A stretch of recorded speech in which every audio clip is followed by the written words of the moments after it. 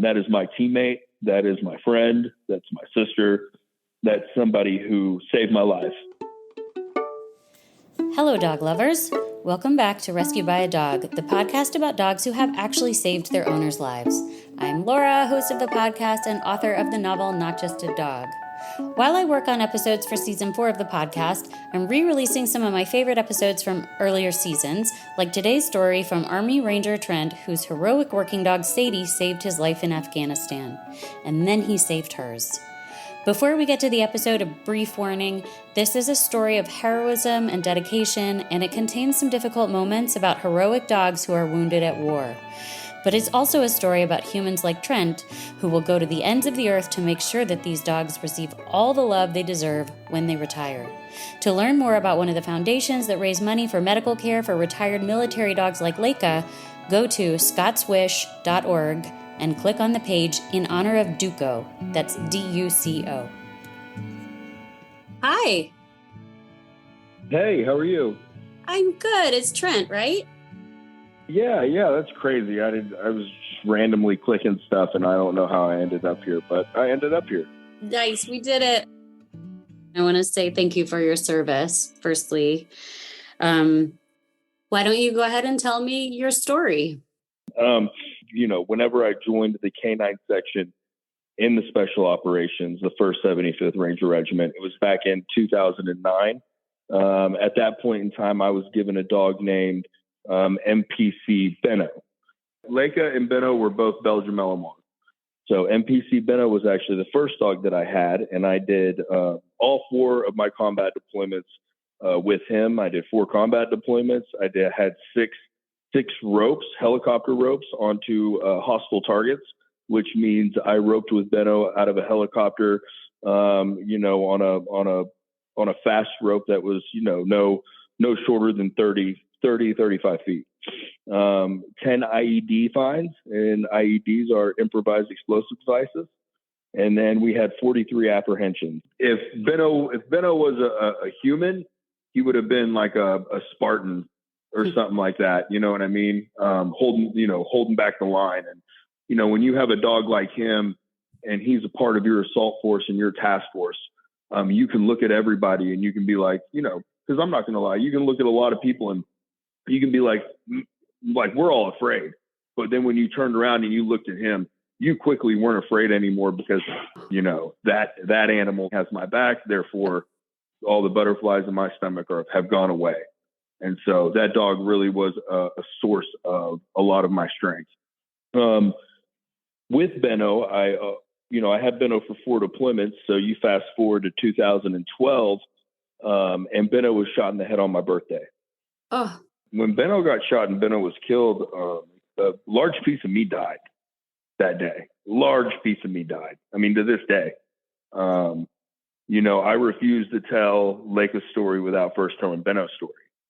Right? Here you have a dog that did 8 combat deployments, night in, night out, year in, year out, saving lives every day. Everybody on that camp knew how close I was to Benno. And so anyway, yeah, when he passed, it was like Samson getting all his hair cut off. Everybody to this day, they'll tell you how they saw a massive shift and change in my attitude. Once he did die, I mean, I had 3 more months there. That I had to continue to fight. You can't say time out and check out. You have to get a new dog. You have to get a new dog, and you have to continue that fight. And we got his remains back to the Sharana Air Base, because we were in Sharana, Afghanistan. And literally the next day, I was bringing his remains on a C-130 and going back to Kandahar, so I could drop off his remains so he could get cremated. And I could pick out a new dog. There was 3 dogs for me to pick from at that point in time. There was 2 male dogs there, a dog named Lucky and a dog named Rico. Both dogs had multiple deployments, but they had never done anything spectacular on either of both deployments, right? They hadn't really proven themselves at all. And so I needed a dog that was either a blank slate or a dog that was salty, right? Because we were getting into contact every night. And so I saw Layka. Layka at the time had just turned 1. So she was very, very young. She had never been deployed before. This was her first deployment. And she just had this look about her, right? She had this look in her eyes about her that, that was kind of like, when you looked at her, you were like, yeah, and you saw her work, you were like, yeah, she can save lives. And so I grabbed her and picked her. So then we fly back to Sharana from Kandahar. And I am starting to prep this dog almost instantly for missions.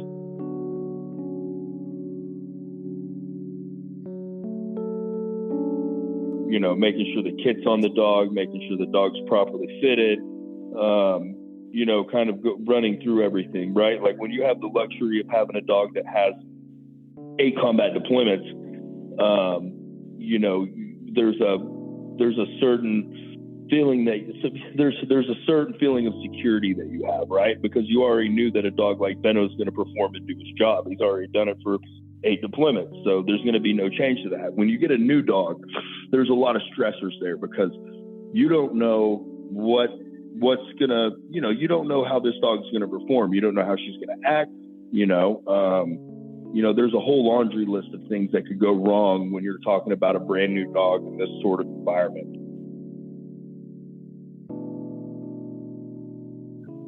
And so we go out and the first night I have her, we receive contact up from on a mountainside.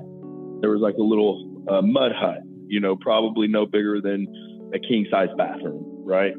And so we sent her in this mud hut and she hit the brakes. So she hit the brakes, and so I had to pull out a tennis ball.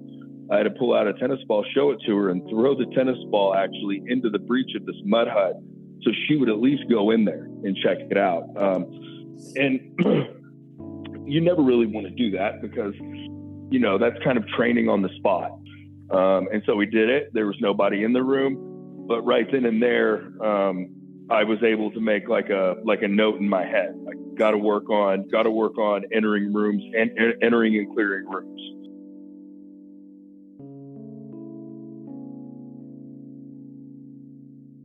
We get back to that compound after running that mission, and we start, I let the assault force know, like, hey, look, here are our pros, here are our cons, and these are things that we need to start working on instantly. About that time, we had a lot of weather coming in. There was a lot of spring weather coming in, lots of rain, which means, our air assets are down. The drones aren't flying. The helicopters aren't flying, too much dust, not enough visibility. And so it really afforded us an opportunity to train Layka and get her up to speed. So for about 3 or 4 days, that's what we worked on with her. We worked on entering and clearing a room for a combatant. And so we did that for a bunch of nights, and we took her back out on a few more real targets once the weather cleared up.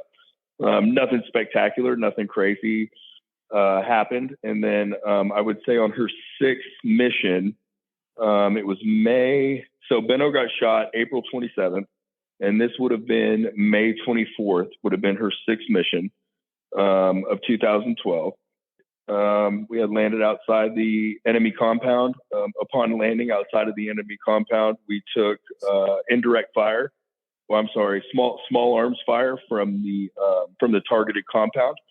At that point in time, we set up, we fired back, we suppressed fire, and then we pretty much did a call out. We said, "Hey, you, this is us.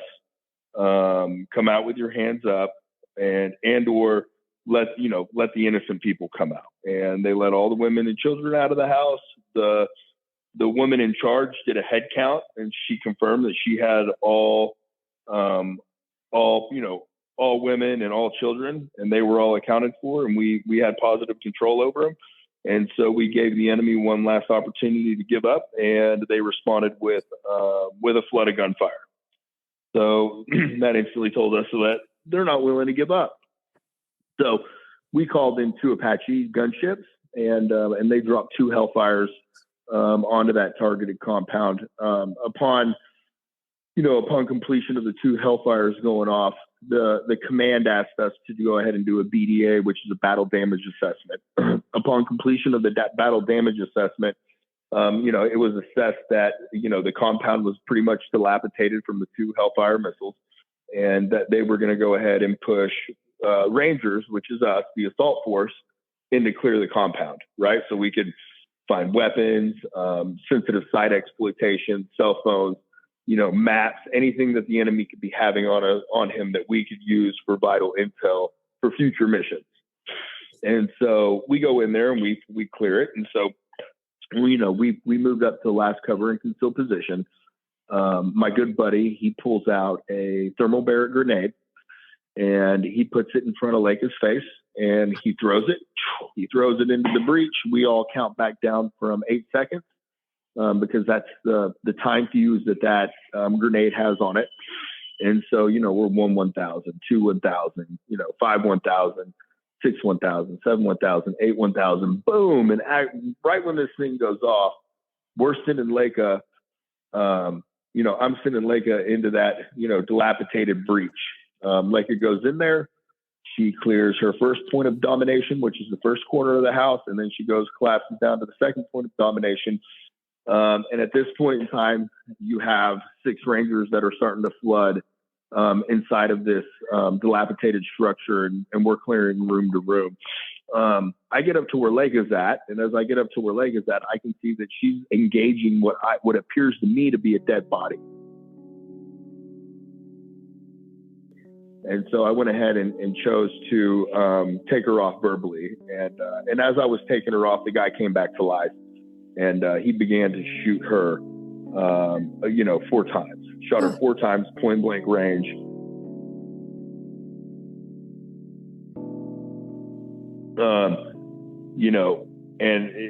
That was the first time I'd ever been that close to gunfire before. So you have to think my hands are on her ears, you know what I mean? And I'm kind of working her on this bite. I think the guy's dead. My weapon is slung and my hands are not on my weapon whatsoever. Both of my hands are on my dog. So I am disarmed. And I'm running her out of this building and I'm running her to the predetermined fallback position. When I get there, we have the medic and we have a PA, which is a physician's assistant there. And they, it's my job to get control of Layka's head, and I put her muzzle on and then they start working the narcotic. And they start checking her wounds out. They start wrapping her up. And then once they got done, so you're looking at from flash to bang, from the time Layka got shot to the time we got home, it was probably 4 hours. They flew us back, the whole assault force back to the cache, which is the hospital. And we instantly started working on her. And when I said we, I mean, there was a veterinarian and the veterinarian crew there. But ultimately who ended up working on her was actually real human surgeons. They amputated her leg, took 7 hours. So I sat in there the whole time. And then they had to fix that tricep on her right front leg. And they didn't have the equipment to do it in country. And so at that point in time, they had called in a airplane from Germany to come pick Layka up. So, within 8 hours from her getting shot, she now has her legs amputated, and now they're calling on a massive cargo jet to come in and pick up the dog. So to me, that was kind of cool. And then they send her to Germany. At Germany, they do another 7-hour surgery, and then they put her in a 2-week medical induced coma. And during that, the reason why they put her in the medical induced coma was because they were afraid she was going to wake up and then literally damage the leg that they just repaired. And if she would have done that, she would have died. They would have had to put her down. Meanwhile, I'm not in Germany at all. I'm still in Afghanistan. And so all the updates I'm getting on this dog are all kind of second and third hand information, right? I'm calling up there. I'm just trying to figure out, hey, did she make it? Is she alive? Did she live through the surgery? Okay, now what? You know what I mean? And so they were like, hey, she lived through the surgery. We're putting her in a 2-week medical induced coma. And now we're sending her to San Antonio, Texas, and Lackland, at Lackland Air Force Base. And Lackland Air Force Base is, if you know anything about the military, they have the largest military working dog facility in the United States. So Layka goes there, and she's there for like a month and a half, 2 months. And at that point in time, when she went there, I kind of lost contact with her just because I was fighting a war. You know what I mean? And when Layka got shot, the whole wind, the whole wind came, running out of my cells. There was no more wind. I had no more motivation for it. I was pretty angry and bitter. 2 dogs essentially in less than a month. And so, I lost a lot. I lost a lot of confidence and a lot of, just a big piece of myself on that deployment. It took me a long time to figure out what that was, probably years. It took me a long time to find myself after that. And so I finally get home. I would say August, I get back, right? I get back in the United States. And, I see my family, I'm happy to be home, all that cool stuff. And then I call Lackland Air Force Base. And I'm like, hey, I'm just curious to know if you guys still have a dog named Layka. And they're like, oh, yeah, we have a dog named Layka. And I was like, great. I was like, well, I would like to adopt her. And they were like, oh, we already have somebody that's fixing to adopt her. And they were like, who are you? And I was like, I'm her handler. And they were like, so they kind of hit the brakes on that. And they obviously gave me first come, first serve as far as adopting her. And then I went down to San Antonio, Texas, where I picked her up. Oh man, it was great. Like I could tell she had seen me, like she saw me, and you could tell there was like almost a sense of relief on her face. Right? Like she was like, oh yes, finally somebody who knows me. Because you got to think, a dog like her, she wakes up in a medical induced coma after 2 weeks, and she wakes up and now she's in the United States. Her last clear thought is getting shot. And so, all of a sudden she wakes up and now she's, in the United States surrounded by people she doesn't know, and she's missing a leg. And so when I saw her, she was just like super relieved, like, thank God you're here. Let's go.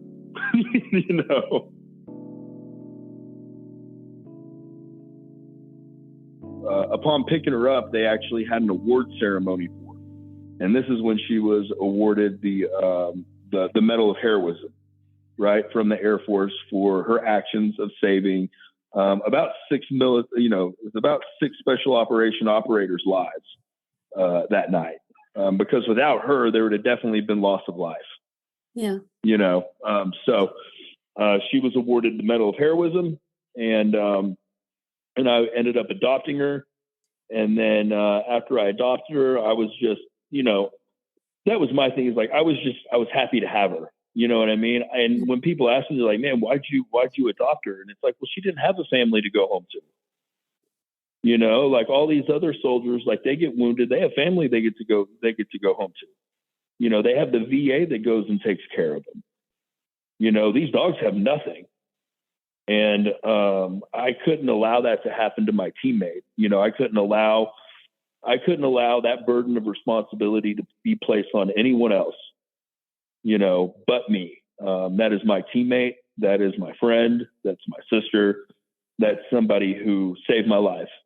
And so I need to do everything that I possibly can do to bend over backwards and ensure that she has a good life moving forward. What was it like getting her home and introducing her to your son? Like, how did all that go? It went well. So, you got to think they had her on a lot of drugs whenever I got her. Xanax, Prozac, Valium, you name it. They had her on just like a laundry list of drugs. And so when I got her back home, and I was like, you don't need none of this. And then I started I weaned her off all the drugs because I needed her to have a clear head. I can't keep her doped up and then be able to trust her in the family environment. So I cleaned her systems out. And then after I felt like she was clean and done with all the drugs in her system, I put a muzzle on her and I let her walk around my house for a day.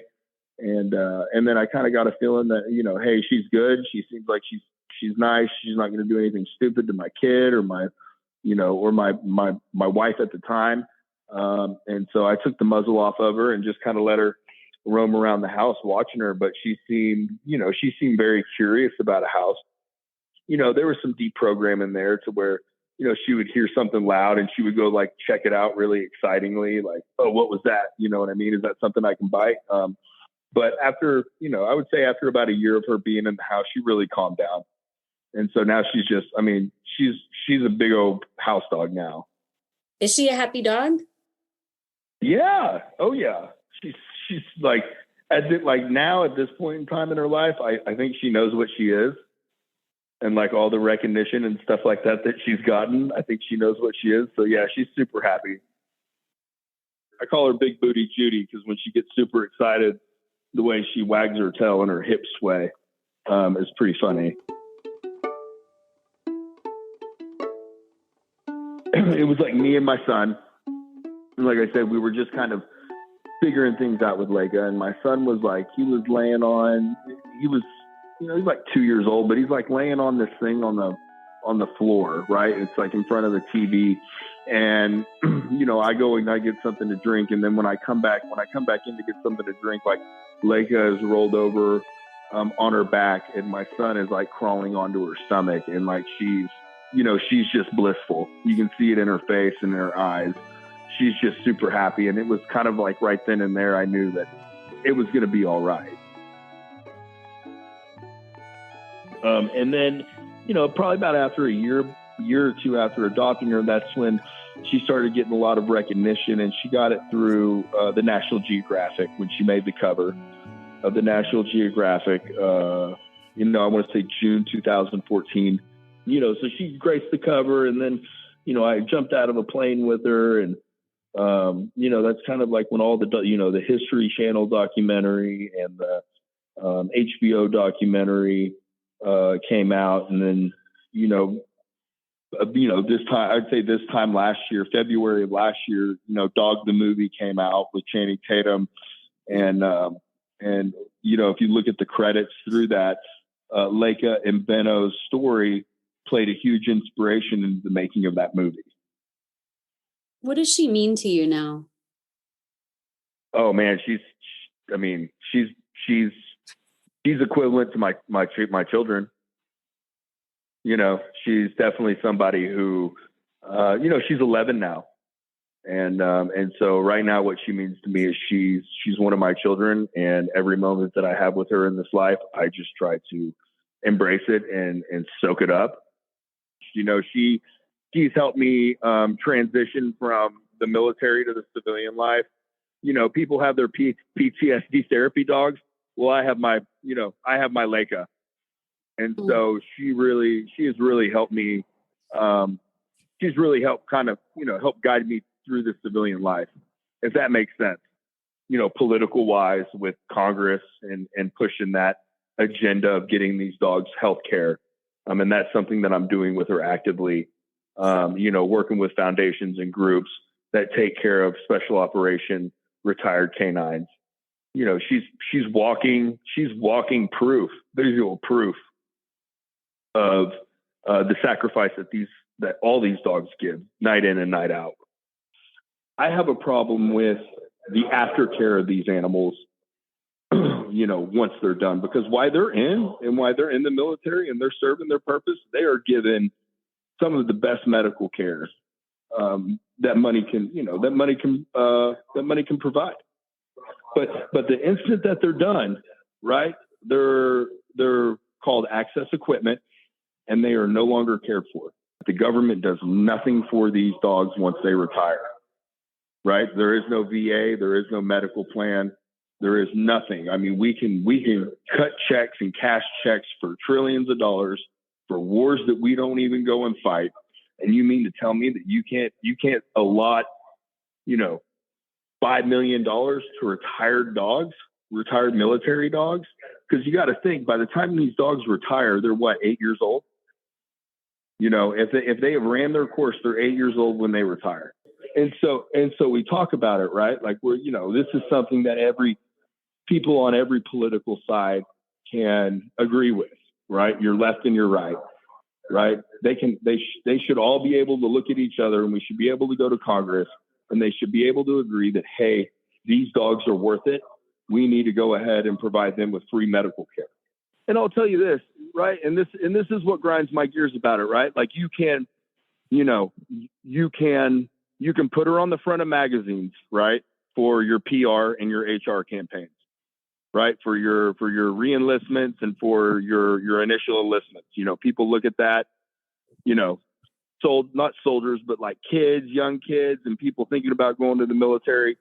Like they see that dog and they see her on the cover of National Geographic and they're like, oh man, that's something I want to go do. Right. So you can put her on the front of magazine covers for your PR campaigns.